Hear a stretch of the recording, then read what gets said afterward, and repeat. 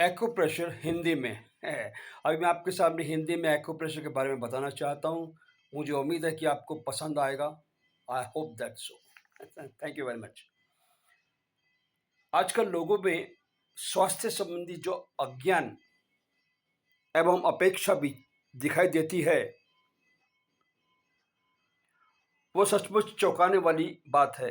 ऐसे बहुत कम लोग मिलेंगे जो अपने शरीर तथा स्वास्थ्य को समझने के लिए सक्रिय रूप से प्रयत्नशील हो। सच पूछा जाए तो आज हमने अपने आरोग्य की नाड़ी औषधि विज्ञान के हाथों में सौंप दी है। औषधि विज्ञान की मर्यादाएं शनै शनै प्रकट हो रही हैं। जो दवाइयां कल तक रोग उत्पादक कीटाणुओं पर असर करती थी, वे आज प्रभावहीन सिद्ध हो रही हैं। क्लोरोक्वीन तथा कोमोक्विन नामक दवाओं का आविष्कार होने पर ऐसा माना जाता था कि दुनिया से मलेरिया नाम शेष हो जाएगा, परंतु ये आशा ठगनी सी साबित हुई है। विश्व में स्वास्थ्य स्थान पर मलेरिया का अत्यंत तेजी से पुनरागमन शुरू हो गया है। मलेरिया के जंतु अब क्लोरोक्विन के जहर को आत्मसात करने लगे हैं। अनेक प्रकार के अन्य जंतु भी अब पुरानी दवाओं से नहीं डरते, अतः नई नई अधिक शक्तिशाली दवाओं के आविष्कार के लिए विशेष प्रयोग किए जा रहे हैं। फिर भी इस विष चक्कर के बाहर निकलने के कोई चिन्ह कहीं भी दृष्टिगोचर नहीं होते। कोई दवा जितनी अधिक शक्तिशाली होती है, उसके प्रति प्रभाव का खतरा भी उतना ही अधिक रहता है। किसी समय जो दवाएं सुरक्षित मानी जाती थी, वही आज खतरनाक साबित हो रही हैं। किसी समय थैलिडोमाइड की गिनती निर्दोष निद्राकारक दवा के रूप से और फेनास्टिन की गिनती निर्दोष पीड़ा शमन दवा के रूप में की जाती थी।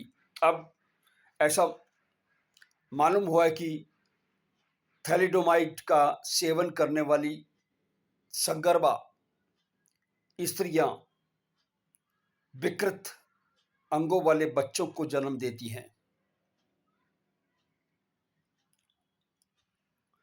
जबकि फेनास्टिक सेवन करने वालों के मूत्रपिंड गुर्दे खराब हो जाते हैं। जुलाब की हानिकारक दवाएं बेचने वाली एक जापानी कंपनी अभी अभी नुकसानी के तौर पर लोगों की 25 करोड़ रुपए चुकाने पड़े हैं। वजन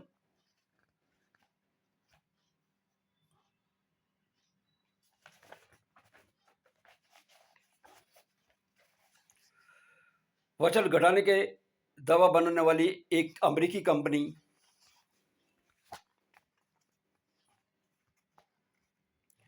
की काफी चर्चा शपथ बनी थी, क्योंकि वह दवा हानिकारक सिद्ध हुई थी। समझे आप?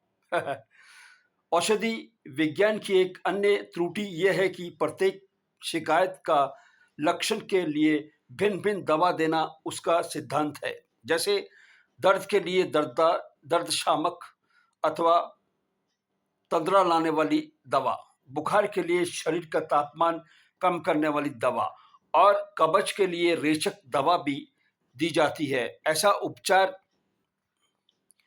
रोगी को अथवा रोग को समग्रतया या एक इकाई के रूप में नहीं मानता। रोगों के एक एक लक्षण के स्वतंत्र उपचार के लिए भारी मात्रा में दवा देना आवश्यक बन जाता है।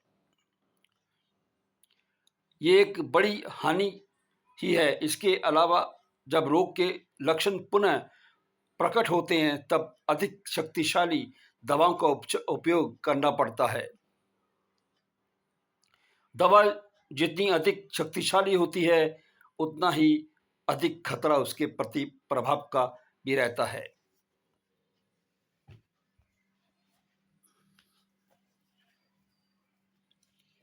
शरीर को एक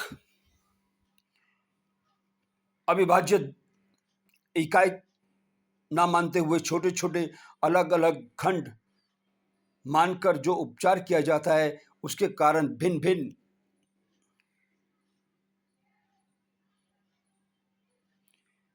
विषयों के विशेषज्ञ की सेना खड़ी हो रही है।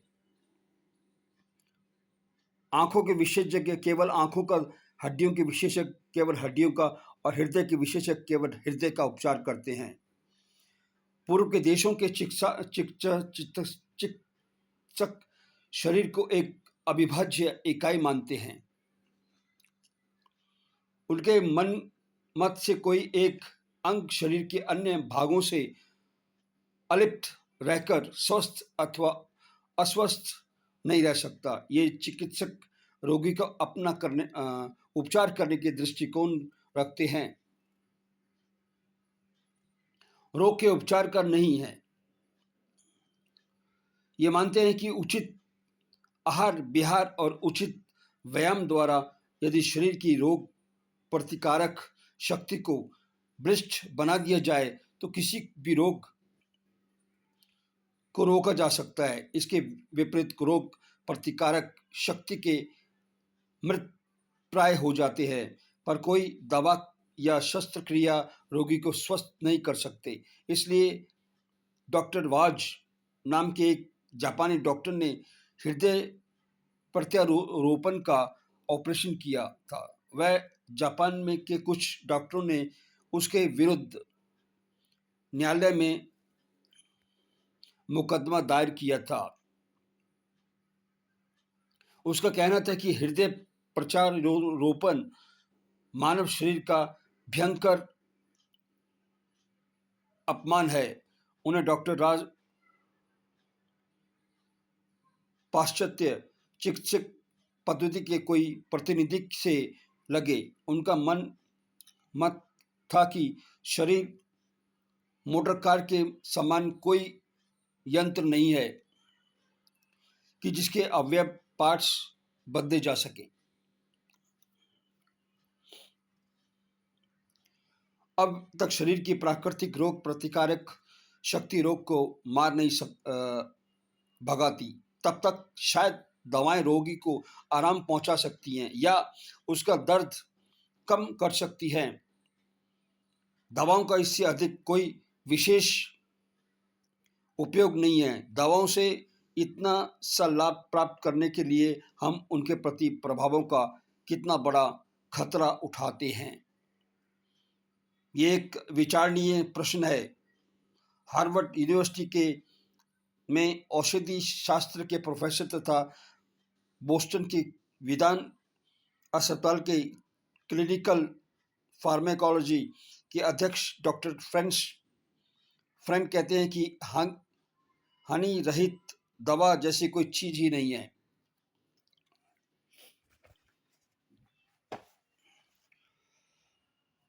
वस्तुतः बीमारी अनिवार्य नहीं है।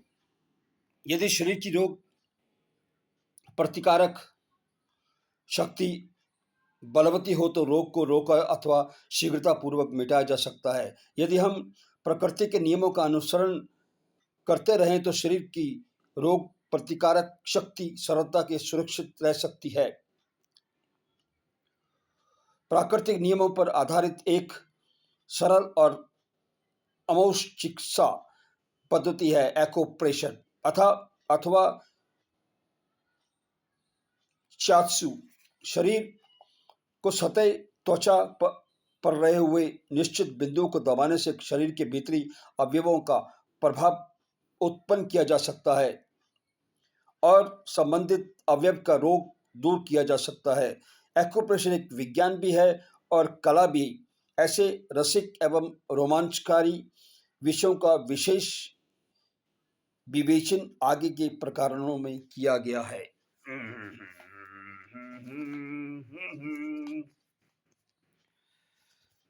तो साहब, मैंने आपको बता रखा था कि acupressure is a very good therapy, बहुत अच्छी थेरेपी है।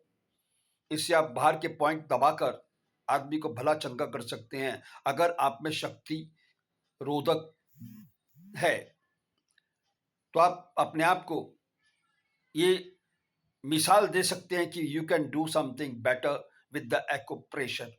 मैं इतनी बड़ी बात नहीं कर रहा हूँ क्योंकि मैं भी एक्यूप्रेशर थेरेपिस्ट हूँ, मैं भी उपचार बहुत किए मैंने भी।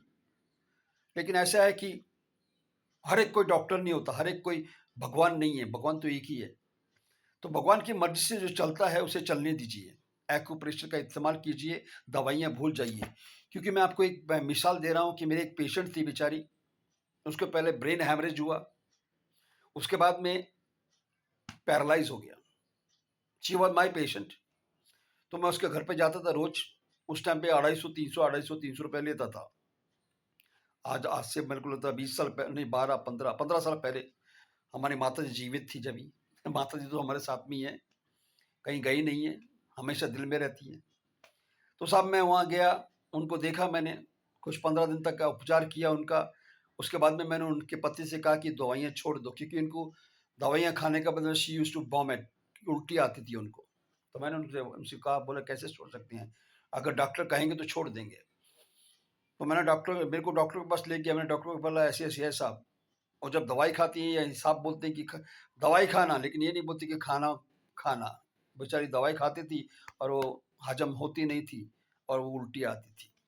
तो डॉक्टर बोला ऐसे करो, आप दवाइयाँ थोड़ा कम कर दो, दवाइयाँ कम कर देंगे तो शायद ठीक होने का संभावना है। मैंने पहले इसका एक ट्रीटमेंट किया, वो थोड़ा ठीक कर दिया। मतलब एक तो रहता ही है कुछ ना कुछ भगवान की तरफ से, तो मैं उसके लिए कुछ कह नहीं सकता। तो साहब उन्होंने दवाइयाँ कम की,